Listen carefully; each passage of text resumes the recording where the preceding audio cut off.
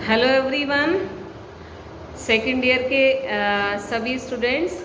हमारा जो टॉपिक चल रहा था रजिया सुल्तान वाला फेवरेट है। आई थिंक सारे स्टूडेंट्स मेरी जो है वो गर्ल्स ही हैं और इतनी सुपर डुपर महिला सुल्ताना का कैरेक्टर पढ़ करके डेफिनेटली बड़ा इन्जॉय भी कर रहे होंगे और फ़ख्र भी महसूस कर रहे होंगे कि रजिया ने एक स्त्री होने के बाद किस तरह से अपनी सारी प्रॉब्लम्स को सॉल्व किया एंड अपने शत्रुओं को उनकी मुंह की खाने पर विवश किया। So let's start and continue Raziya Sultana's topic. और आज इस टॉपिक में हम इसका, क्योंकि आज हमें इसकी एंडिंग भी करनी है, तो थोड़ा सा इसका बैक में जा कर के हम वापस से वहीं पहुंचेंगे। रजिया सुल्तान के पतन के कारण उसका जो डिक्लाइन हुआ उसके लिए सबसे महत्वपूर्ण रीज़न मैंने आपको पहले बताया भी था कि रजिया में श्लाघनीय गुणों से वह परिपूर्ण थी, लेकिन उसके बाद स्पेशली मुस्लिम सोसाइटी में की दृष्टि से यदि हम देखें, उनके जो रूल्स हैं यदि उनकी दृष्टि से हम देखें तो उसका स्त्री होना उसके इन सभी गुणों पर पानी फेर देता है और संभवतः वही कारण उसको उसके पतन की ओर ले गया। और कुछ एक उसके द्वारा गलतियां भी की गई। अभी जैसा हमने लास्ट क्लास में देखा था, जो रणथंबोर फोर्ट था उसको समय पर सहायता ना पहुंचाना तुर्क सेना के लिए, एंड जो ग्वालियर का दुर्ग है उसको खाली करवाने के आदेश देना, ग्वालियर दुर्ग के रक्षक जुनैदी के रिश्तेदार की हत्या करवाना, जिससे जो तुर्क अमीर थे वो उसके प्रति न केवल सशंकित हो उठे बल्कि उन्होंने रजिया से मुक्ति पाने की योजनाएं तैयार करना प्रारंभ कर दिया। एक नाम और आया था जब हमने पढ़ा था गैर तुर्कों की नियुक्ति करना। रजिया द्वारा जब उसने सत्ता संभाली थी तो अपने पक्ष को मजबूत करने के उद्देश्य से, क्योंकि तुर्क अमीर उसका बहुत विरोध कर रहे थे, तो उसने गैर तुर्कों को भी जो उसके विश्वास पात्र थे महत्वपूर्ण पदों पर नियुक्त किया था। और उसी में एक नाम आया था याकूत। पूरा नाम है जमालुद्दीन याकूत। और मैंने आपको बताया था जमालुद्दीन याकूत एक हबशी था। हबशी जनरली जो साउथ अफ्रीका है वहाँ पर ये हबशी जाति पाई जाती है, बड़े खूंखार टाइप से होते हैं। और आपको आज मैं एक वो भी देती हूँ सजेशन, आप इस रजिया सुल्तान को और अच्छे से समझ जाएंगे। हेमा मालिनी की मूवी है रजिया सुल्तान नाम से, तो आप उस मूवी को देखेंगे और उसमें आप देखेंगे जो धर्मेंद्र अभी बड़े अट्रैक्टिव लगते थे अपनी यंग एज में, और अभी मतलब अट्रैक्टिव है ही स्पेशली हेमा मालिनी के लिए। तो उसमें आप देखेंगे पूरा रजिया सुल्तान का जो रोल है वो बड़े अच्छे से उन्होंने एक्ट किया है। और ये जो अट्रैक्टिव हीरो रहे हैं धर्मेंद्र, वो उसमें हबशी के रूप में याकूत का जो रोल है वो धर्मेंद्र ने किया है। तो आप उसमें देख करके उस मूवी को इसको और अच्छे से समझ भी सकते हैं और इन्जॉय भी कर सकते हैं। हालांकि जो सीरियल्स एंड मूवीज़ बनते हैं उसमें हिस्ट्री को हूबहू प्रस्तुत नहीं किया था, बट फिर भी समझने के पॉइंट ऑफ व्यू से आपके लिए वो एक अच्छा तरीका रहेगा। तो ये जो याकूत था, ये याकूत को गैर तुर्क होने पर भी अमीर आखुर का पद दिया गया था। उस दिन भी मैंने नोट कराया था उस क्लास में, अमीर आखुर जो अश्वशाला होती थी, शाही अश्वशाला, उसका प्रमुख इसको बनाया गया था। और ये भी जो तुर्क अमीर रजिया के विरोधी थे वो बर्दाश्त नहीं कर पा रहे थे और उससे काफ़ी अच्छे संबंध भी इसके थे। तो तुर्क अमीर जो थे उन्होंने रजिया के कुछ एक ऐसी बातों को लेकर के उसके प्रति जो घृणा का भाव था वो उन लोगों में और अधिक पनपने लगा था। तो उन्होंने योजना तैयार की और विभिन्न उसके जो विरोधी थे रजिया के, कुछ एक विरोधी ऐसे थे जो सामने उसके अपने बन करके रहते थे, उसके विश्वास पात्र थे, लेकिन फिर उन्होंने रजिया के जो प्रमुख विरोधी हैं उनके साथ मिलकर के रजिया के विरुद्ध विभिन्न षड्यंत्रों को अंजाम दिया और उसके लिए उन्होंने एक योजना तैयार करी। तो इसमें आप लिखिएगा, रजिया के विरोधी तुर्क अमीरों द्वारा बनाई गई योजना के प्रमुख सदस्य थे। इसमें नाम लिखेंगे आप, भटिंडा के सूबेदार इख्तियारुद्दीन अल्तूनिया। दूसरा, लाहौर का सूबेदार मलिक इज़्ज़ुद्दीन कबीर खां अयाज। इनको महत्वपूर्ण पद भी दिए थे। जब नियुक्तियां की थी, मैंने आपको लिखवाया था, तो ये नाम फिर से रिपीट हो रहे हैं क्योंकि अब ये विरोधी हैं। जैसा भी मैंने आपको बताया था कि जो उसके विश्वास पात्र थे वो भी उसकी विरोध में जो योजना तैयार की गई थी, जो षड्यंत्र हो रहे थे, उसमें सम्मिलित हो गए थे। मलिक इज़्ज़ुद्दीन कबीर खां अयाज और अमीर हाजिब एतेगीन, ये जो योजना तैयार की गई थी उसके प्रमुख सदस्य थे। और योजना क्या थी, इस योजना को भी आप लिखेंगे, रजिया के विरोधी तुर्क अमीरों द्वारा बनाई गई योजना के अनुसार दिल्ली के बाहर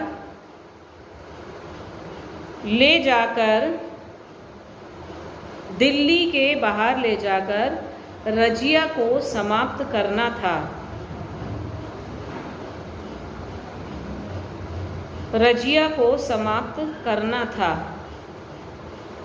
ठीक है। अब ये पूरी योजना ये थी कि किसी प्रकार से रजिया को राजधानी से बाहर बुला करके उसको धर दबोचा जाए। ऐसा क्यों था? जब सारे मिल गए थे, ये प्रमुख पदाधिकारी भी थे, जो बहुत सारे जो गोपनीय रहस्य होते हैं राजनीतिक, उनसे अवगत थे क्योंकि सबको महत्वपूर्ण पद मिले हुए थे। फिर इन्होंने रजिया को बाहर क्यों बुलाया? सोचने वाली बात है ना? तो सोचो थोड़ी देर और सोच करके मुझे व्हाट्सएप पे मैसेज कर दो इतनी देर में। इसका कारण क्या था? देखो, जिस समय रजिया सुल्ताना बनी थी तो उसका जो अयोग्य भाई था शाह तुर्कान, उसकी माँ थी, उन्होंने पूरी सत्ता को अपने अधिकार में कर लिया था क्योंकि उसका भाई पूरा विलासी प्रवृत्ति का था और शाह तुर्कान बड़ी उद्दंडी महिला थी। तो ऐसे समय में पूरी दिल्ली में, पूरी सल्तनत में अव्यवस्था फैली थी। और आपको याद होगा, मैंने उस समय भी आपको बताया था कि रजिया सुल्तान ने उस अवसर का फ़ायदा उठाया और उस अवसर का लाभ उठाते हुए वो जनता के समक्ष उपस्थित हुई और उसने अपने पिता इल्तुतमिश की अंतिम इच्छा क्या थी? रजिया को अपना उत्तराधिकारी बनाना, जो उसने अपने जीवन काल में ही बोल दिया था। तो अपने पिता की उस अंतिम इच्छा को याद दिलाया और कई महत्वपूर्ण तुर्क अमीरों को भी उसने ये बात याद दिलाई थी। जनता ने उस समय रजिया को अपना पूर्ण सहयोग और समर्थन प्रदान किया था और इसलिए रजिया को दिल्ली में मारना या समाप्त करना अपनी छवि पर दाग लगाना था और पॉसिबल नहीं था। ये हो सकता था कि जब रजिया पर अटैक किया जाए तो जनता उसकी रक्षा में उसके सामने आकर खड़ी हो जाए। संभवतः इन सारी परिस्थितियों को इन षड्यंत्रकारी, इन विरोधी तुर्क अमीरों ने भांप लिया था और इसीलिए उन्होंने दिल्ली से बाहर रजिया को लाकर उसे समाप्त करने की योजना बनाई थी। तो रजिया को जब ये पता चला तो रजिया भी उन पर अपने इन विरोधियों को समाप्त करने के लिए बाहर निकली राजधानी से। और इसी समय जो याकूत था, इन षड्यंत्रकारियों ने याकूत की हत्या कर दी। फिर रजिया आगे बढ़ी और रजिया को बंदी बना लिया गया। आप देखो, अच्छी योजना इन षड्यंत्रकारियों द्वारा बनाई गई थी, विरोधियों द्वारा बनाई गई थी। यदि वो चाहते तो रजिया को तुरंत समाप्त कर देते और शायद ये समझदारी भी होती। रजिया चूंकि एक दूरदर्शी महिला थी, रजिया एक कूटनीतिज्ञ महिला थी और रजिया समय के अनुसार निर्णय लेने वाली महिला थी। तो उसको ये बात पता थी, पहले भी जब हमने उसके विरोधियों का दमन करवाया था रजिया की समस्याओं के समाधान में, तब भी उसने एक बात का पता किया था कि ये जो विरोधी तुर्क अमीर है, इन सभी में आपसी फूट है और उसका लाभ रजिया के द्वारा उठाया गया था। और सेम यहाँ था, सेम सिचुएशन फिर से यही क्रिएट हो रही थी कि तुर्क अमीर जो थे वो किसी भी कीमत पर अपनी आपसी एकता को बना करके नहीं रख पा रहे थे और इसका पूरा लाभ रजिया द्वारा उठाया गया था। तो आप देखो, रजिया ने इस परिस्थिति का लाभ उठाते हुए जो अल्तुनिया था, उस अल्तुनिया से, क्योंकि उसका जो महत्वपूर्ण पद है वो छिन गया था, और ऐसी स्थिति में रजिया द्वारा वैवाहिक संबंध का प्रस्ताव रख करके अपनी स्थिति को पुनः मजबूत बनाने का बनाने की जो योजना उसने तैयार करी, वो इस परिस्थिति में उसका जो दिमाग चल रहा था वो अपने आप में एक आश्चर्य की बात है कि एक बंदी अवस्था में भी जो सुल्ताना थी वो इस तरह की योजना तैयार कर रही थी। लेकिन बाद में ये दिल्ली पर इन्होंने अटैक करा दोनों ने मिलकर के, और दुर्भाग्य ये था कि कुछ हिंदू लोगों द्वारा इन दोनों की हत्या कर दी गई थी दिल्ली के समीप ही। और इस तरह से 4 साल का निरंतर परेशानियों से जूझता हुआ रजिया सुल्ताना का जो शासन काल था उसको विराम लग गया और सल्तनत काल में एक महत्वपूर्ण जो कह सकते हैं आप कैरेक्टर था, उस कैरेक्टर की समाप्ति हो गई। और ये लुटेरे जो थे, हिंदू लुटेरे थे, कैथल के निकट इन दोनों की हत्या की गई थी। कैथल नाम याद रखिएगा, छोटे क्वेश्चन में आ भी जाता है। रजिया सुल्ताना की हत्या कहाँ की गई थी?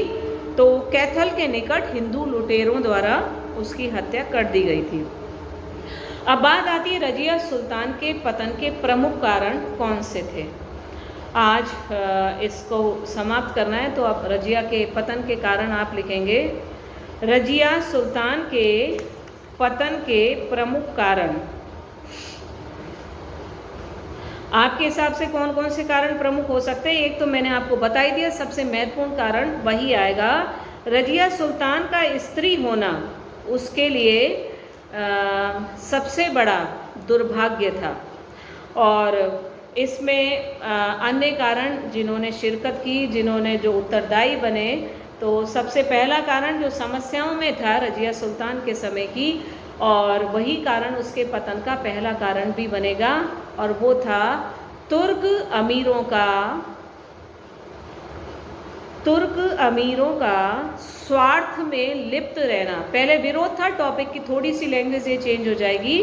तुर्क अमीरों का स्वार्थ में लिप्त रहना। अब देखो स्वार्थ कौन से थे? हर एक उस समय जो तुर्क अमीर था, मैंने आपको एक बात कई बार बताई है कि राजनीति, चाहे वो राजतंत्र हो चाहे वो लोकतंत्र हो, राजनीति एक बहुत महत्वपूर्ण बात सिखाती है कि जिसके पास पावर होगी, जो योग्य होगा, वही शासन का संचालन प्रॉपर वे में कर पाएगा। अदरवाइज शासन कमज़ोर पड़ जाएगा और उस स्थिति में चारों तरफ अशांति और अव्यवस्था का दौर चालू हो जाएगा। तो हम स्टार्टिंग से ही पढ़ रहे हैं कि रजिया बड़ी योग्य शासिका थी, बड़ी योग्य सुल्ताना थी, तो उसके समय में फिर अव्यवस्थाएं क्यों फैले? उसका कारण ये था कि विभिन्न तुर्क अमीर जो थे, यद्यपि रजिया ने उनका सपोर्ट लेने के लिए रजिया ने उन्हें उच्च पद प्रदान किए थे, लेकिन उनके स्वार्थों की पूर्ति फिर भी संभव नहीं हो पा रही थी। विभिन्न तुर्क अमीर एक दूसरे से ईर्ष्या द्वेष रखते थे। यदि किसी को लाहौर का सूबा दे दिया गया तो वो मुल्तान प्राप्त भी करना चाहता था। यदि किसी को राजपूताना दे दिया गया तो वो मालवा और गुजरात को भी अपने अधिकार में रखना चाहता था। अपनी अपनी शक्ति का विस्तार ये तुर्क अमीर चाहते थे। और इससे के अलावा एक महत्वपूर्ण बात और आती है, हर तुर्क अमीर ये चाहता था कि जो भी सुल्तान हो, चाहे वो रजिया हो या वो बलबन हो, चाहे वो इल्तुतमिश हो, तुर्क अमीर ये चाहते थे कि उस सुल्तान या सुल्ताना पर उनका प्रभाव अधिक रहे। अभी हमेशा पॉसिबल नहीं है। जब आपकी बातें अच्छी होंगी, आपकी योजनाएं अच्छी होंगी, आपके विचार अच्छे होंगे तो आप खुद पे खुद प्रभावशाली बन जाएंगे। लेकिन जब आपकी योजनाओं में, आपके कार्यों में स्वार्थ नज़र आएगा तो आपके प्रभाव में वृद्धि होने के स्थान पर कमी स्वतः ही आ जाएगी। तो रजिया इस बात को भी नहीं भूल रही थी, रजिया भी, कि जब वो सुल्ताना बनी तो इन तुर्क अमीरों ने उसका काफ़ी विरोध किया था। इसके बावजूद रजिया द्वारा उन्हें उच्च पद भी प्रदान किए गए थे ताकि वो रजिया के विरुद्ध ईर्ष्या का भाव भुला करके उसकी अधीनता को स्वीकार करें, उसके वर्चस्व को स्वीकार करें। तो विभिन्न ये जो तुर्क अमीर थे, तुर्क सरदार थे, इनके स्वार्थों के कारण रजिया के विरुद्ध विभिन्न षड्यंत्र पे षड्यंत्र रचे जाने लगे, जिससे रजिया की स्थिति काफ़ी कमज़ोर हो गई। दूसरा आप लिखेंगे रजिया का स्त्री होना।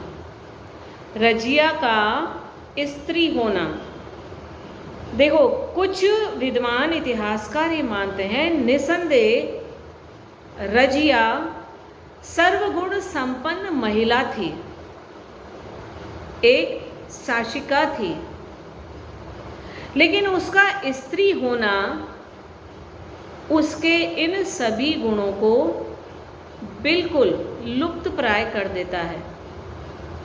और यही कारण है, एक अच्छे घुड़सवार थी वो, एक अच्छी सेना नायक थी, सैनिक गुणों से परिपूर्ण थी, एक अच्छी प्रशासिका थी और काफ़ी सुंदर महिला थी। लेकिन इसके बाद अच्छी प्रशासिका होना, अच्छे सैनिक गुणों से परिपूर्ण होना पर्याप्त नहीं था। इन सब के साथ एक चीज़ और चाहिए थी और वो थी उसका स्त्री के स्थान पर पुरुष होना। जो प्रकृति ने उसे स्त्री बना के भेजा, सर्वगुण संपन्न बना के भेजा, लेकिन वही स्त्री होना उसके लिए अभिशाप बन गया। तो उसका स्त्री होना अभिशाप किस रूप में था? बार बार मैं आपको एक चीज़ बता रही हूँ कि जो इस्लाम का समाज है, इस्लाम का धर्म जो है, वो महिलाओं को सिर्फ पर्दे में रखना ही पसंद करता है। यदि कोई स्त्री इस्लामिक जगत में उस पर्दे का त्याग कर अपने इन गुणों का प्रदर्शन करना चाहे तो उसे धर्म के विरुद्ध माना जाता है। पुरुष लोग एक स्त्री का अपने ऊपर शासन अपनी शान के विरुद्ध मानते हैं।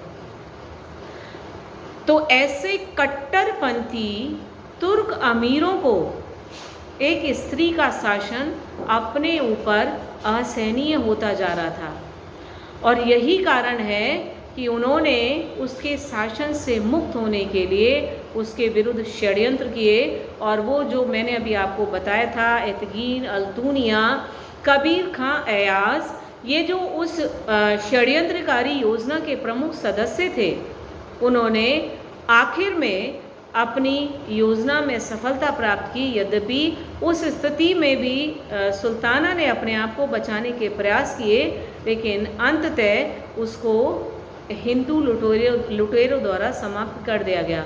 तो जो तत्कालीन मुस्लिम इतिहासकार हैं, उनका भी ये मानना है, उन्होंने इस चीज़ को स्पष्ट किया है कि रजिया का स्त्री होना उसका सबसे बड़ा अवगुण था और यही अवगुण उसके पतन का प्रमुख कारण माना जाता है। इसमें आप एक ब्रिटिश या पाश्चात्य इतिहासकार में हुए एल्फिस्टन। उसकी आप कोटेशन इसमें लिखें तो ज़्यादा बेहतर रहेगा आपके लिए इस पॉइंट को क्लियर करना। तो आप लिखेंगे प्रसिद्ध पाश्चात्य इतिहासकार एल्फिस्टन के अनुसार, प्रसिद्ध पाश्चात्य इतिहासकार एल्फिस्टन के अनुसार उसकी विशेषताएं एवं गुण, उसकी विशेषताएं एवं गुण उसकी इस कमजोरी को बचाने में अपर्याप्त रहे। ठीक है, और वो कमजोरी कौन सी थी? उसका स्त्री होना, और उसके सारे गुण जो थे वो उसकी इस कमजोरी को बचाने में पर्याप्त नहीं थे और इसलिए उसका पतन हो गया। नेक्स्ट पॉइंट आप लिखेंगे रजिया का मर्दाना रवैया। रजिया का मर्दाना रवैया। मर्दाना रवैया से अभिप्राय क्या है यहाँ पर? आप देखो, अभी जैसा जस्ट अभी मैंने आपको बता के चुकी हूँ कि जो इस्लाम धर्म है, इस्लाम का जो समाज है वो स्त्रियों को सिर्फ पर्दे में ही रखना पसंद करता है और पर्दे के बाहर स्त्रियों का आना धर्म विरुद्ध माना जाता है। तो रजिया, क्योंकि उसको उसके पिता इल्तुतमिश द्वारा पूरी सैनिक शिक्षा दी गई थी, वो तलवार चलाने में बड़ी माहिर थी, अच्छी तीरंदाज भी थी, और जो जमालुद्दीन याकूत था उसे उसने अपना अमीर आखुर नियुक्त किया था और वही अमीर आखुर जमालुद्दीन याकूत ने उसे बहुत अच्छा घुड़सवार भी बना दिया था। तो जिस समय वो याकूत से घुड़सवारी सीख रही थी तो स्वाभाविक है कि आप बुर्के में घुड़सवारी नहीं सीख सकते या आप साड़ी में पॉसिबिलिटीज़ नहीं है कि आप घुड़सवारी सीखें। तो जो मर्दाना पोशाक थी वो पहन करके वो याकूत से घुड़सवारी सीखा करती थी। वो उसी अंदाज में यानी पुरुषों के समान शिकार पर जाया करती थी और जिस समय दरबार लगता था उस दरबार में भी वो कभी भी पर्दे में नहीं रहती थी। पुरुषों के समान, एक पुरुष शासक के समान खुला दरबार वो लगाती थी। अब ये जो कट्टरपंथी तुर्क अमीर थे, और उसमें एक वर्ग और है, मैंने आपको बताया भी था, दो वर्ग हमेशा आप याद रखिएगा, तुर्क अमीर वर्ग और सेकंड उलेमा वर्ग। उलेमा वर्ग जो इस्लामिक कानून के व्याख्याकार होते हैं, इस्लामिक कानून के ज्ञाता होते हैं, उन्हें हम उलेमा वर्ग कहते हैं।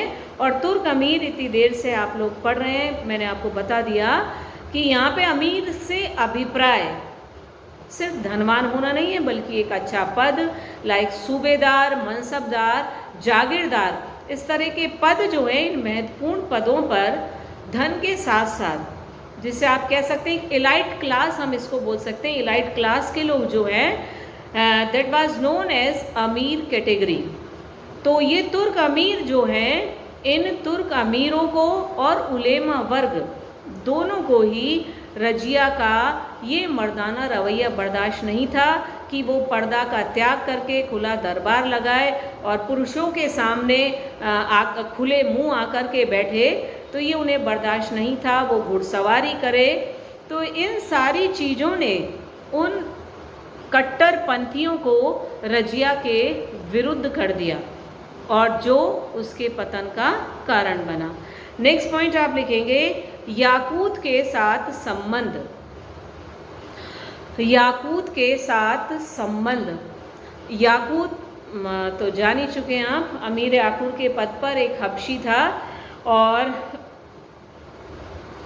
रजिया के साथ उसके काफ़ी नज़दीकी संबंध माने जाते हैं।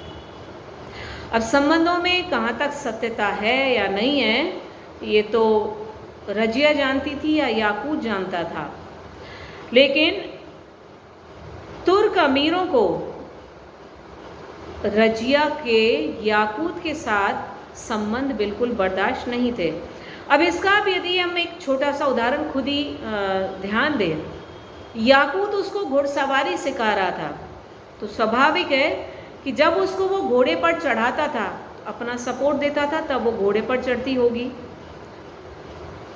जाने अनजाने में किसी अमीर ने या उसके किसी गुप्तचर ने उस कंडीशन में रजिया को देखा होगा और इस तरह की अफवाहें फैल गई थी कि रजिया और याकूत के बीच प्रेम प्रसंग चल रहा है, रजिया और याकूत के बीच अंतरंग संबंध हैं। तो सुल्ताना के याकूत के साथ इस तरह के रवैये, इस तरह के संबंधों को के कारण भी रजिया का पतन निश्चित हो गया। किसी भी सूरत में ये तुर्क उसे बर्दाश्त नहीं कर रहे थे और अनेक समकालीन इतिहासकार हुए हैं जो फारसी इतिहासकार थे। उन फारसी इतिहासकारों ने भी इस संबंध में काफ़ी कुछ लिखा है। उसके चरित्र पर दोषारोपण किया गया है, सिर्फ इसलिए कि याकूत रजिया का विशेष कृपा पात्र था। तो ये कुछ महत्वपूर्ण कारण थे रजिया के पतन के। और इसमें एक कारण आप और भी ऐड कर सकते हैं, राजनीतिक घटनाएं। और इन राजनीतिक घटनाओं में आप वो लिख देंगे जो रणथंबोर दुर्ग के समय में हुई, जब तुर्क सेना द्वारा सहायता की सूचना भिजवाई गई कि राजपूत सेना से सामना करने के लिए अतिरिक्त तुर्क सेना की आवश्यकता है। तो रजिया ने ये कहलवा भेजा कि आप दुर्ग खाली कर दीजिए, और वहाँ पर पुनः राजपूतों का शासन हो गया, अधिकार हो गया, और इसे रजिया की छवि जो थी वो रजिया की छवि खराब हुई। दूसरा उदाहरण आप लिख देंगे ग्वालियर दुर्ग का खाली करवाना, जो लंबे समय से ये दोनों दुर्ग जो थे सल्तनत के अधीन थे, और रजिया की कुछ एक त्रुटियों के कारण दोनों महत्वपूर्ण दुर्ग सल्तनत की अधीनता से मुक्त हो गए थे। तीसरा कारण आप लिख देंगे रजिया द्वारा जुनैदी के रिश्तेदार ग्वालियर दुर्ग रक्षक की मार्ग में हत्या करवा देना रजिया के पतन के राजनीतिक कारणों में उत्तरदायी मानी जाती है, क्योंकि इस घटना ने रजिया के विरुद्ध सभी महत्वपूर्ण तुर्क अमीरों को सशंकित कर दिया था और वे अपने बचाव में रजिया को समाप्त करना ज़्यादा बेहतर मानते थे। तो ये जो घटनाक्रम है वो भी रजिया के पतन के लिए उत्तरदायी थे। आज हमने इस महत्वपूर्ण और इंटरेस्टिंग टॉपिक को कंप्लीट कर लिया है, और इसको आप और अच्छे से तैयार कर लेना। और इसके बाद हमारा जो नेक्स्ट टॉपिक है उस टॉपिक में हम पढ़ेंगे बलबन, जो गुलाम वंश का एक अन्य महत्वपूर्ण शासक था। और दो महत्वपूर्ण चीज़ें आप याद रखना, मैंने आपको पहले भी बताया था एग्ज़ाम के पॉइंट ऑफ व्यू से। एक तो इल्तुतमिश की उपलब्धियाँ मैंने आपको डिटेल में उसको करवा दिया है, और सेकंड आपका ये बलबन और रजिया सुल्ताना का क्वेश्चन भी आता है। तो दो टॉपिक हमारे ये स्लेव डायनेस्टी के कंप्लीट हो चुके हैं, और थर्ड टॉपिक को हम नेक्स्ट क्लास में लेंगे। तब तक के लिए गुड बाय एवरीवन।